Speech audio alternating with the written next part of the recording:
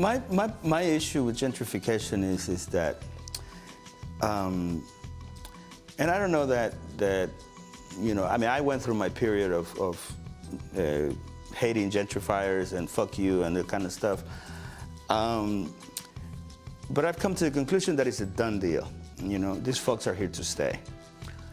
My only issue with this new upwardly mobile, you know, I can afford a condo and my dog and pay a nanny type of folks is just their lack of willingness to engage with us, their coldness. You know, I mean, when we were poor, I mean, we're still poor, but when we were poor and could live here, you know, we fought, you know, you know, I mean, it was a different, you know, but it's still, you know, we said hello to each other. You know, we figure it out. You know, we found a way to relate to one another one way or another. I just don't get that sense from people that have moved into the city over the last, I would say, 10 years. They have their own personal agendas. You know, they hang out with themselves. You know, they're slowly taking over, you know, the public spaces that used to be ours. You know, let's not even talk about the buildings, you know. I mean, the reason why a lot of people of color and working class folks can't stay in the neighborhoods that we created as neighborhoods is because their rents are too expensive. There's just no way that a person that works, you know, at a restaurant or works in construction is going to be able to pay these high rents that are now the norm here. So, you know, I will just say, you know, what is it that you're going to bring to the table? You know, that's my question for these folks.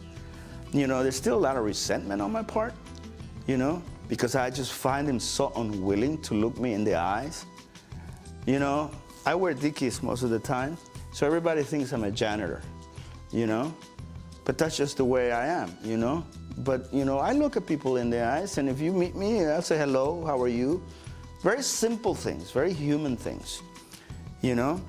And a lot of these people, I know they mean well. I mean, otherwise, why in the hell do you move, you know, to multicultural neighborhoods? But what are you bringing to the table?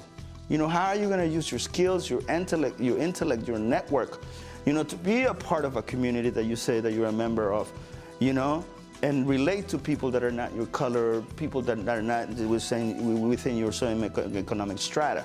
That's my question. But I also think it's a challenge for us as people of color, is to how do we begin to develop projects and work that extends a hand as opposed to doing this, because we've done this long enough and it doesn't bring any results. You know, so my question is, how do we begin to let go of some of our hang-ups, because we have them, we do have them. I mean, that's what's getting in the way. So put that aside and begin to create some type of community that is conducive to some type of real, frank and sincere dialogue, as opposed to calling ourselves by the proper names. Oh, the African Americans and the Latinos, you know, and the multiculturalism. You know, you know, I mean, granted, multiculturalism is a pain in the neck. It's not an easy thing to do, but it has to be done. I mean, I always ask people, are you planning to move to live in another country anytime soon? And most of the times the answer is no. And they, you know, and what comes back for me is like, neither am I. So we're stuck together.